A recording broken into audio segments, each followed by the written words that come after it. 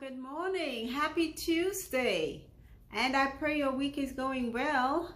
And again, keep on trusting, keep on praying, keep on waiting. God is going to be answering that prayer soon. Today we're going to be reading Psalms chapter 37. It's a bit lengthy, so let's get started. Fret not thyself because of evildoers, neither be thou envious against the workers of iniquity. For they shall soon be cut down like the grass, and wither as the green herb. Trust in the Lord and do good, so shalt thou dwell in the land, and verily thou shalt be fed. Delight thyself also in the Lord, and he shall give thee the desires of thine heart.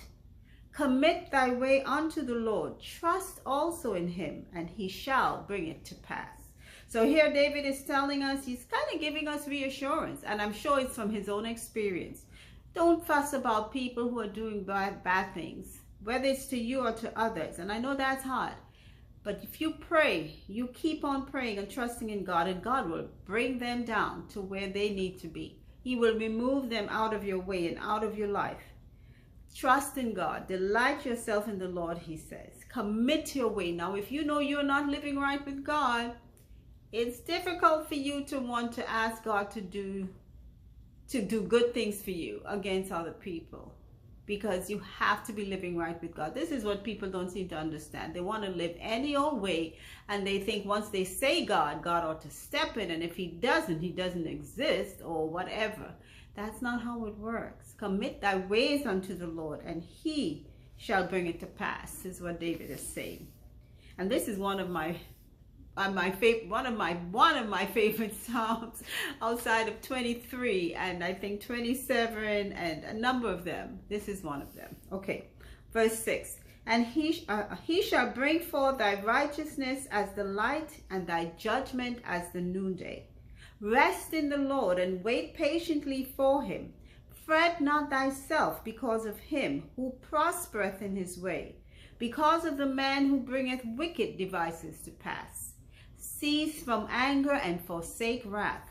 Fret not thyself in any wise to do evil, for evildoers shall be cut off, but those that wait upon the Lord, they shall inherit the earth. For yet a little while, and the wicked shall not be. Yea, thou shalt diligently consider his place, and it shall not be. So David is telling you here, wait for God. Don't try to take revenge on people. Don't be vindictive. And it's something that we all do. I've been through there, and I've been saying, you know what, I'm going to get this person, and you sit down plotting in your mind, and it never comes to pass, or you just make things worse when you say something to the person or try to do something. Let God handle it. Let vengeance rest with God, because that's where it should. Okay, verse 11. But the meek shall inherit the earth, and shall delight themselves in the abundance of peace. The wicked plotteth against the just, and gnasheth upon him with his teeth. The Lord shall laugh at him, for he seeth that his day is coming. The wicked have drawn out the sword, and have bent their bow, to cast down the poor and needy, and to slay such as be of upright conversation. Their sword shall enter into their own heart, and their bows shall be broken. A little that a righteous man hath is better than the riches of many wicked. So if you are plotting to the wicked that plot to do bad things to the good, they shall be brought to naught. Wicked is not going to thrive forever. Okay, they may seem to be getting along, and they seem to be doing well, until God steps in and puts an end to their wicked deeds. It's better to have a little and be right with God than to be doing evil and have a whole wealthy, lifestyle. It's better to have a little with God. You have peace. Verse 17. For the arms of the wicked shall be broken, but the Lord upholdeth the righteous. The Lord knoweth the days of the upright, and their inheritance shall be forever. They shall not be ashamed in the evil time, and in the days of famine they shall be satisfied. Better believe that. But the wicked shall perish, and the enemies of the Lord shall be as the fat of lambs. They shall consume, into smoke shall they consume away. So the wicked will receive his recompense, and the just will be rewarded for doing right. So do not hurt your salvation by trying to get even with your enemies. It's not worth it. Verse 21. The wicked borroweth and payeth not again, but the righteous showeth mercy and giveth. For such as be blessed of him shall inherit the earth, and they that be cursed of him shall be cut off. The steps of a good man are ordered by the Lord, and he delighteth in his way. Though he fall, he shall not be utterly cast down, for the Lord upholdeth him with his hand. I love those two verses, and it's been in a song that I remember singing when I was younger. These are two verses that you keep in mind all the time. The steps of a good man, that's the thing, are ordered by the Lord. If you know you're not walking right with God, this does not apply to you.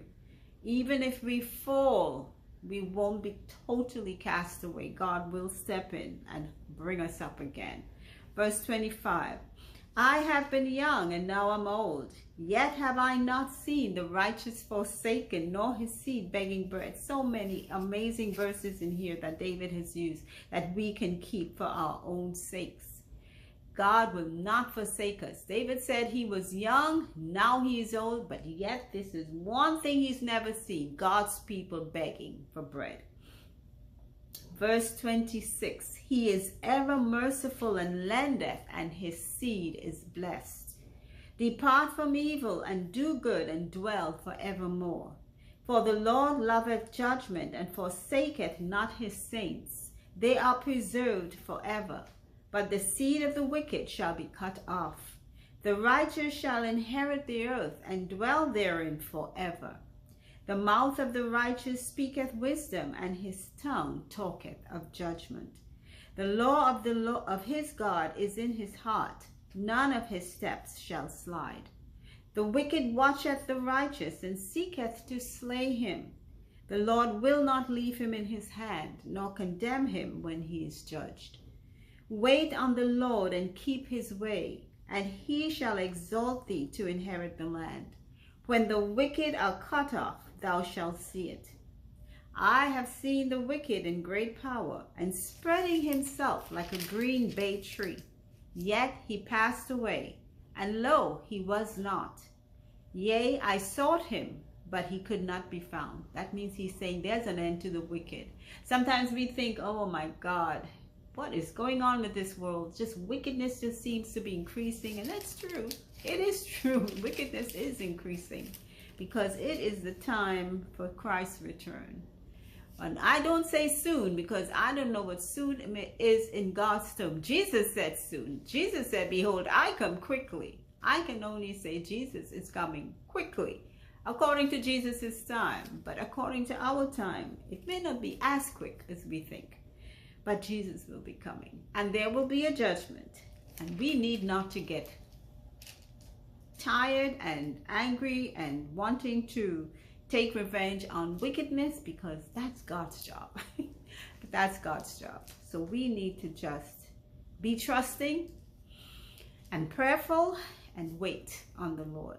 Verse 37, mark the perfect man and behold the upright, for the end of that man is peace. But the transgressors shall be destroyed together. The end of the wicked shall be cut off. But the salvation of the righteous is of the Lord. He is their strength in the time of trouble. And the Lord shall help them and deliver them. He shall deliver them from the wicked and save them, because they trust in him. And that's what we need to remember. We need to keep on trusting in God. Don't try to take revenge on the wicked. That is not for us. God in his time will do that. And God's timing is always perfect. We just are always too anxious. Anytime, and this is something I've learned, when you begin to feel anxious about a thing, don't do it. Stop and just let it go by. Give it some time. But if you're anxious about a thing, it's best to just leave it alone for a while. That's it for today. Thank you all for listening. And once again, remember, faith comes when we hear God's word. Take care. Bye.